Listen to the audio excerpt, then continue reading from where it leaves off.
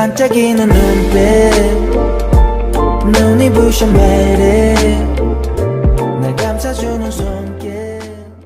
Yoon Se-young, in a calm and emotionless tone, cleverly deceived Choi Myung-ji, preventing her from fleeing abroad. She told her mother that going to the airport would be too dangerous and suggested that they move carefully since they were no bodyguards. Yoon Se-young reassured her that she had a safe place to stay and would leave soon. With these words, Yoon Se-young managed to keep Choi Myung-ji from escaping while sending her to a location she had already prepared. Inside, Yoon Se-young no longer harbored any affection or sympathy for her mother. Meanwhile, Choi Myung-ji, waiting anxiously at the agreed location, couldn't help but wonder how Yoon Se-young knew about their plans. She trusted that Se-young would bring the documents and the luggage as instructed, but when the door opened, it wasn't Se-young who appeared. Instead, it was Gu Ji-seok, his sister Gu-hana, and Shin Yeo-jin. Choi Myung-ji's face drained of color as she questioned how they had arrived and whether Se-young had threatened them. She was completely taken aback by the presence of the Gu siblings. Shin Yeo-jin, with a cold gaze, asked why she had instructed Se-young to bring the slush fund account. That was when Choi Myung-ji realized everything and began to desperately explain herself.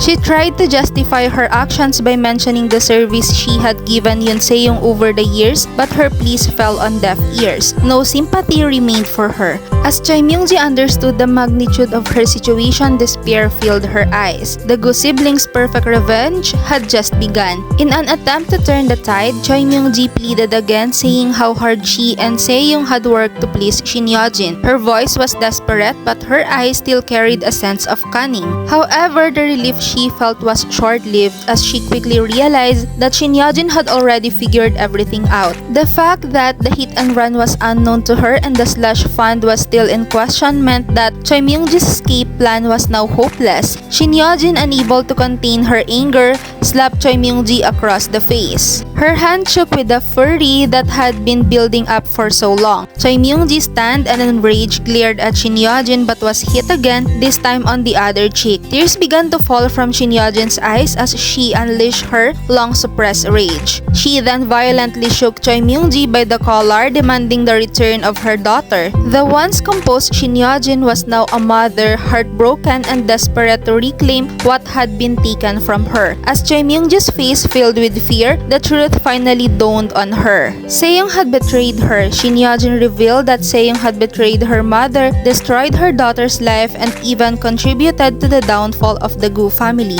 Every word that Shin Yeo-jin spoke felt like a sharp knife stabbing into Shin Yeo-jin's chest. At that moment, Shin Yeo-jin declared that it was all over. She had hoped to tear Choi Myung-ji apart, but now the law would have its say. With the arrival of the police, Choi Myung-ji's reign of power was over. She was dragged away, her former authority a distant memory. Despite her cries and pleas for mercy, Yoon Se-young watched coldly as her mother was taken away, her heart hardened by the betrayal. The pain of being betrayed by her own daughter was too much for Choi Myung-ji to handle. She lost her grip on reality, her mind slipping into madness as she was escorted by the police. Once a powerful figure, she was now a broken woman, her past catching up with her. Shin Yeo-jin, although having achieved the revenge she had longed for, felt a deep emptiness. She had won, but the victory was hollow as she could not bring back her daughter. The reality of losing Eun-chong weighed heavily on her heart, and she realized that even after all the revenge, the pain of not having her daughter back would never go away.